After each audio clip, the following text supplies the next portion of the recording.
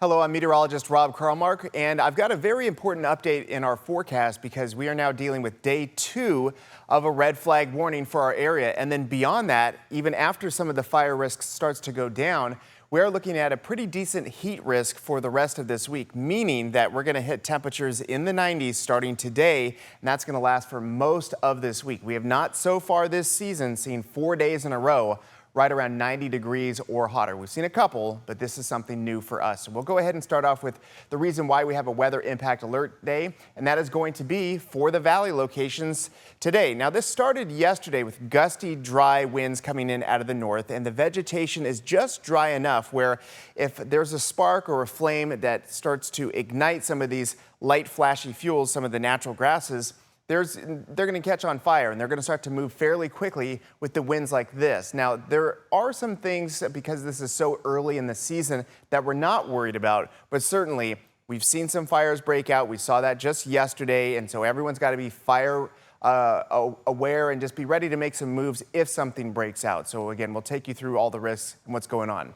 So as of right now, till 8 o'clock tonight, so right around sunset, we have a red flag warning. It's a pretty large one as far as size-wise, going from Redding to well south of Modesto. And we saw action. We saw action in Sacramento. We saw a fire break out in Modesto. So this is for every single community and every single location that's below 1,000 feet for the Sacramento Valley and the northern end of the San Joaquin Valley. Now, just ahead of this, as we were talking about this last week, the Weather Service has a bunch of different things that they call products, which is just essentially labeling the sort of warning notification, just letting people know, hey, this is what's going on. So before that, they had a fire weather watch, just saying, hey, it's looking like it's going to be dry, windy, and warm. Everyone should be paying attention for Sunday and Monday. Then over the weekend, they switched it over to an official warning, meaning that the conditions are happening or about to happen. That means their confidence level is going up. And this is when everyone's got to say, okay, this is happening. We've got fire weather conditions for the whatever time period they decide, and also location, very important. This does not include the Sierra, this does not include the Bay Area. This is for, again, the valley spots for the Central Valley, for a portion of the Central Valley. And then there's one extra, and this is relatively new, only the last couple of years. And this is something called a particularly dangerous situation. Now, this is an upper level red flag warning. So it's not a great idea to go in here and dissect it, because then you don't want to downgrade what we have currently, because if something breaks out, it could affect you very quickly, and that's bad for you.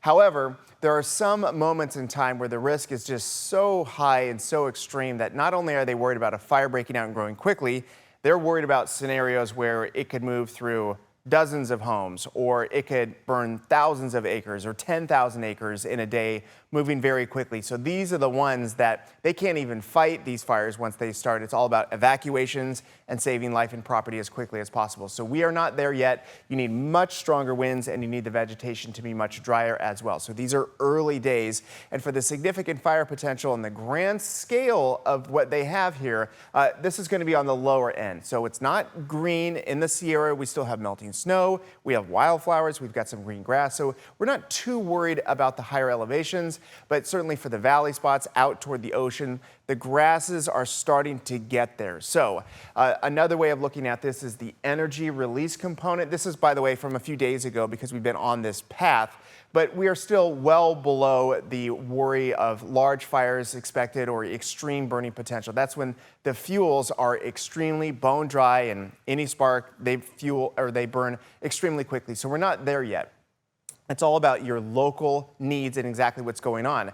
But this is a good idea to start thinking about some of these things. Right now is the time to do your weed abatement. It's the time to do your defensible space, and it's a time to at least go over checklists like these. This is the one that we have, but you can go online and find other ones as well. Just thinking about what you may need in the months ahead for what you're going to need to have in the immediate aftermath of evacuating, charging your phone, food, your documents, your go bag, which we'll talk about in a second, and then also just thinking about what you need for your pets. One of the biggest obstacles to evacuation, and what keeps a lot of folks in their homes or apartment or rental unit way past when they need to leave, sometimes comes down to pets because some pets, when you evacuate, it just creates a whole other host of things that you need to think about and prepare for, and that can make it problematic. So getting ahead of that, just having everything ready to go instead of scrambling last moment, really can help you out. So obviously, the first thing that you got to grab is people.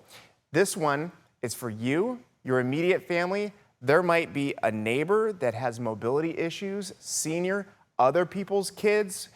This is in your immediate neighborhood. Who might be there? Who needs to get out? Issue number one. Then worry about the pets. Sometimes it's not just cats and dogs. Sometimes it's lizards. Sometimes it's horses. Sometimes it's other animals. So these are the things you think about first because you can't get these back.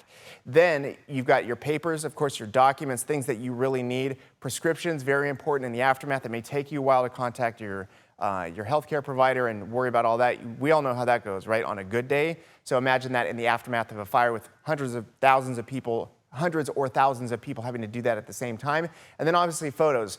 By the way, if you've got really important family photos, digitize them again ahead of time. That way, if something happens, that's one less thing and you have more time to focus on everything else. Okay, so getting to the current conditions at hand. This is what we're going to see through Monday and the reason why we have a red flag warning. All day consistent, dry, northwest wind. The humidity on the scale, we've all heard of relative humidity. If the number's really high, that means the air is really wet and moist or raining. When it's really low, it's just really dry and it feels almost like a blow dryer. There's very little water content in the air. And that's one of the main reasons why we have a red flag warning. It's not necessarily related to temperature, although often it is. If the air is dry and we've got strong winds, you can see red flag warnings when temps are in the 70s. It just depends on those two components at first and the fuels. So this is where we are. It's red flag conditions absolutely through the day, but then something's going to change. Late in the day, obviously you see a bunch of bright colors here, but notice that the wind direction is changing.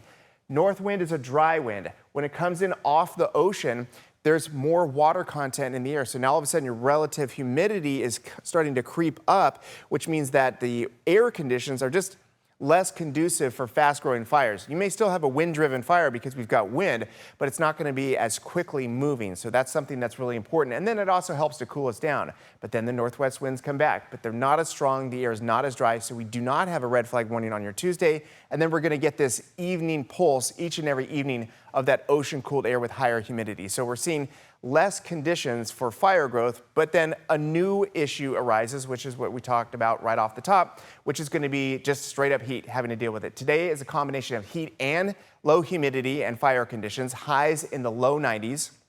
And then something relatively new also from the National Weather Service, their heat risk forecast. This is just taking a look at everything. This is your afternoon highs. This is your overnight lows. If it's really warm overnight and you add it all up just to sort of get a good benchmark for how the heat's going to affect a lot of people. We definitely have some minor risks here for heat in the late afternoon for several hours. So some people very susceptible to that might be concerned. The same thing on Tuesday. Wednesday is going to be our hottest day of the week with highs in the low to mid 90s. So all of a sudden, many more areas are in that next level, mostly in the valley. Notice that this has nothing to do with the Bay Area necessarily or the lower foothills. So it's just lower elevations during the heat of the day on Wednesday, and then things get a little bit better through Thursday and Friday. And the reason why is because we are cooling down. So we're going to front load this forecast for things to think about and concern yourself with. Number one, it's going to be hot, it's going to be windy, it's going to be dry, and we have a fire risk. That's why there's a weather impact alert day on your Monday. Then you take away some of the wind and the dryness. It's still going to be breezy, but we're still looking at temperatures close to what we're going to see today. On Tuesday, hottest day of the week is on Wednesday. This is an average 93. Some of you, certainly if you're well north of Sacramento or south, you're actually looking more like the mid-90s. Modesto, mid-90s.